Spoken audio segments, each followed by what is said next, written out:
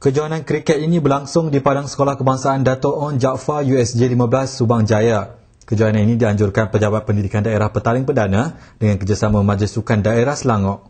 Antara sekolah yang terbabit pada kejohanan kali ini ialah Sekolah Menengah Kebangsaan USJ 13, Sekolah Menengah Seri Kuala Lumpur, Sekolah Menengah Kebangsaan Puchong Utama, Sekolah Menengah Kebangsaan Puchong Jaya dan Sekolah Menengah Kebangsaan Bandar Kinrara. Menurut pengurus kejohanan Hisham Ahmad, kejohanan 6 hari yang berakhir 9 April lalu merupakan kejohanan siri keempat sejak diadakan pada tahun 2006. Selama 2 hari kejohanan ni, 5 buah pasukan sekolah-sekolah menengah yang datangnya daripada Puchong, daripada Shah Alam menyertai kejohanan bagi tujuan menyediakan pasukan daerah ke kejohanan MSS di Gombak nanti. Itu yang kita sedia maklum lah. Permainan kriket ni tidak berkembang sebagaimana permainan ataupun sukan yang lain. Jadi bagi tahun ini kita perolehi penyertaan 5 buah sekolah. Kriteria utama yang diberi perhatian dalam kejohanan ini ialah aspek balingan, pukulan dan memadang.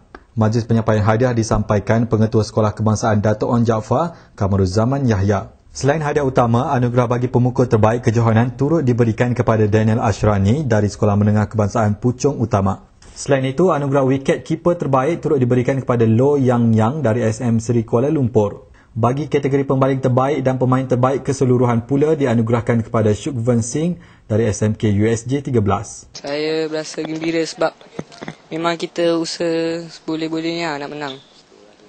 Kita adakan setiap minggu datang sekolah wawasan training kat sini dengan Cikgu Jaya. Sementara itu, bekas pengurusi MSS Selangor Jaya Segaran Arumugam yang juga jurulatih bagi pasukan daerah Petaling Perdana berkata, bagi meningkatkan prestasi murid dalam sukan ini, mereka sering didedahkan dengan penyertaan dalam kejohanan-kejohanan kriket anjuran Persatuan Kriket Melayu dan Persatuan Kriket Malaysia.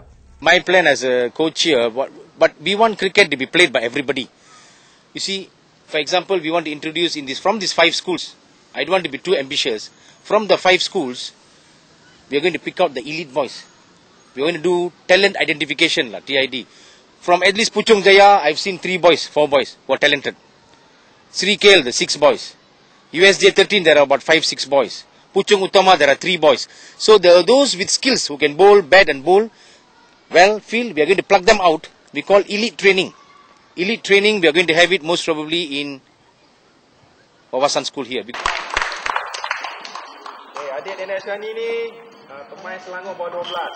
Sekarang tingkatan 1.